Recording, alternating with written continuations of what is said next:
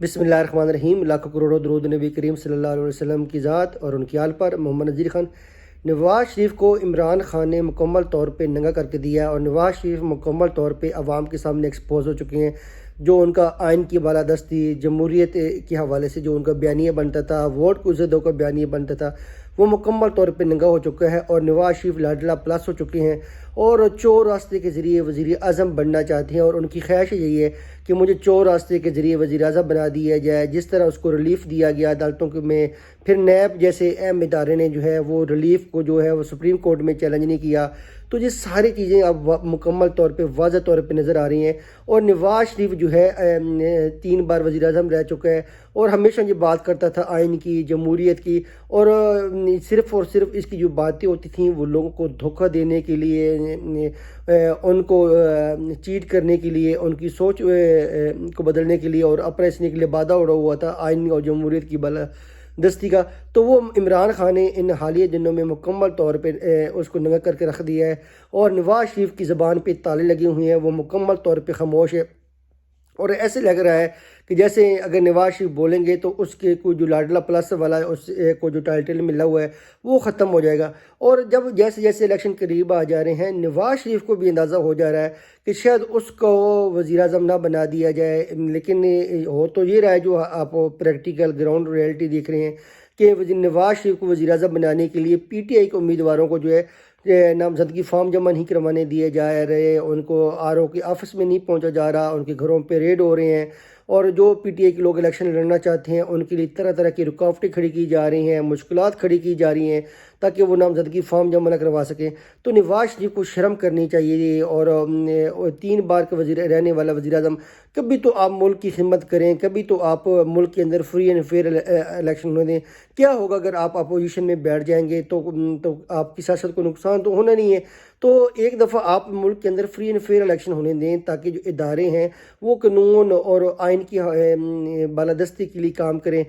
جب آپ چور راستے سے وزیر اعظم بنیں گے تو پھر آپ کیسے عوام کی فلاح کے لیے کام کریں گے، کیسے آپ آئین کی بالادستی کو انشور کریں گے؟ تو آپ تو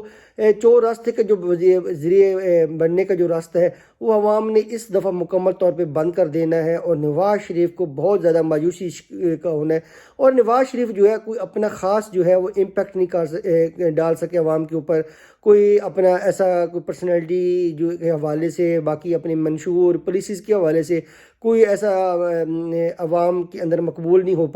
پائے۔ تو دوسری طرف ان کے بھائی کی جو بطور وزیر اعظم کارکردگی تھی 16 مہینے کی، وہ اس کی گلے پڑ چکی ہے۔ تو نواز شریف کا ان حالات میں اگر وزیر اعظم بنا بھی دیا جائے تو عوام نے تو ایکسیپٹ نہیں کرنا۔ پھر وہ الیکشن کے بعد جو ہے پاکستان کے اندر جو استحکام ہے سیاسی طور پہ، معاشی طور پہ، وہ نہیں آنا۔ لوگ لاڈلا پلس کے اس کو پہلے خطاب دے چکے ہیں اور جس طرح پی ٹی آئی کے لوگوں کو دیوار کے ساتھ لگایا جا رہا ہے وہ عوام کے سامنے ہے۔ پھر دھاندلی جو ہے اس کو شور مچنا ہے۔ تو کس نے ان حالات میں ملک کے اندر جا کے انویسٹ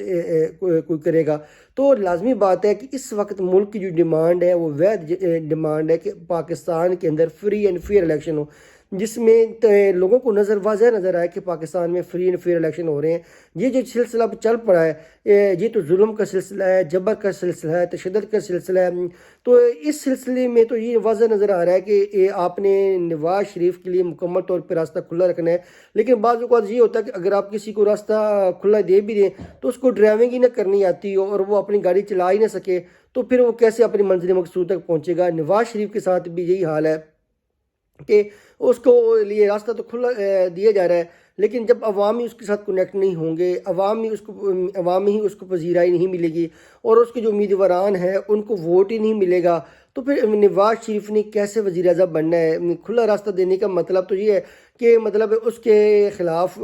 جو ہے کسی قسم کی اپوزیشن ہو، تو اپوزیشن تو اس کے پاس سامنے رہی ہیں۔ تو ایسے لگ رہا ہے کہ جو امیدوار نواز شریف کے مقابلے میں ہوگا اس کی جماعت میں، تو وہ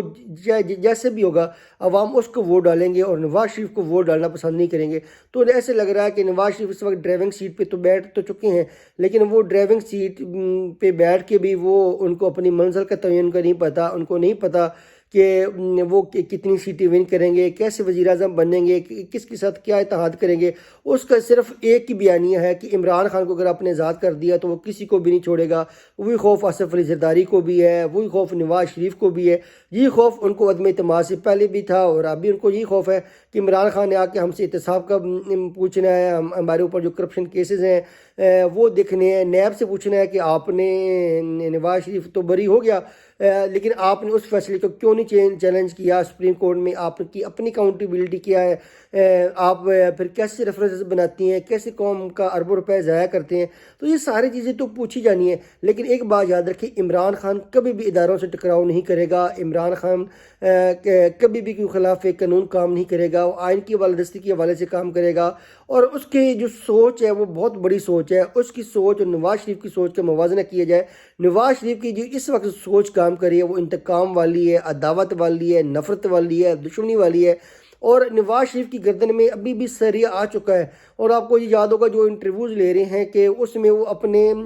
جو لوگ اس کے اوپر تنقید کرتے ہیں، اس کی پالیسیز کے اوپر، اس کے اوپر کمنٹس کرتے ہیں، اس کو اپنی گارڈز کے ذریعے وہ میٹنگ سے باہر نکلوا دیتا ہے، ان کے اوپر طرح طرح کی باتیں کرتا ہے۔ یہ نواز شریف جب مشکل میں ہوتا ہے تو یاد رکھیں آپ کے پاؤں پڑتا ہے، جب اس کی مشکل دور ہو جاتی ہے تو یہ نواز شریف گلے پڑتا ہے۔ نواز شریف ابھی چپ ہے، یہ خود ہی بولے گا کہ مجھے کیوں چپ کروایا گا۔ یہ نواز شریف جو ہے یہ بڑا عقل مند آدمی ہے، سمجھدار آدمی ہے، اس کو پتہ ہوتا ہے کب بولنا ہے، کیا بولنا ہے۔ اب اس کو پتہ ہے کہ اگر میں کچھ بولوں گا تو میرے لیے پہلے بھی عوام نہیں ہے، اور جو مجھے فیورز میری ہیں وہ میرے ہاتھ سے چلی جائیں گی، وہ میرے گھاٹے کا سودا ہوگا۔ تو نواز شریف آج نہیں تو کل تو اس کو ضرور بولنا پڑے گا۔ تو ڈیفینیٹلی جب یہ بولے گا تو پھر یہ بہت سارے راز بھی کھولے گا۔ تو ڈیفینیٹلی اب جو لوگ اس کو لے کے آگے ہیں، اس کی اپنی سیاسی جماعت جو ہے وہ بھی نواز شریف کے حوالے سے بہت زیادہ پریشان ہے کہ ہم نواز شریف کو لندن سے تو لے کے آ گئے ہیں، تو اب اس کے ساتھ کرنا کیا ہے، اس کو وزیر اعظم کیسے بنانا ہے، کیونکہ عوام جو ہے وہ تو مقبول ہی نہیں، عوام میں تو یہ مقبول بھی نہیں ہے، اور نہ ہی اس کا کوئی ووٹ بینک ہے، نہ عوامی پذیرائی حاصل ہے۔ تو اس کا اب کیا کرنا ہے، اس کو کہاں کس پوزیشن پہ رکھنا ہے، تو وہ صرف اور صرف اب یہ دیکھ رہے ہیں کہ ہمیں فیورز ملیں۔ تو فیورز دینے والے بھی حیران ہیں، پریشان ہیں کہ کتنی اس کو فیورز دینی ہے، کہاں تک فیورز دینی ہے، کیونکہ ڈیفینیٹلی آپ نے عوام کے اندر بھی ایک امیج رکھنا ہے۔ اب عوام اس کو میں تو یہ ہوتا نا کہ 25-30% بھی اس کی عوام کے اندر مقبولیت ہوتی، وہ بھی یہ نہیں اٹریکٹ کر سکا، نہ کوئی خاص جلسہ کر سکا، ٹی وی پہ خطاب کرتا ہے تو 300-400 لوگ اس کو دیکھتے ہیں، تو فیورز کتنی دی جائیں ایسے شخص کو؟ تو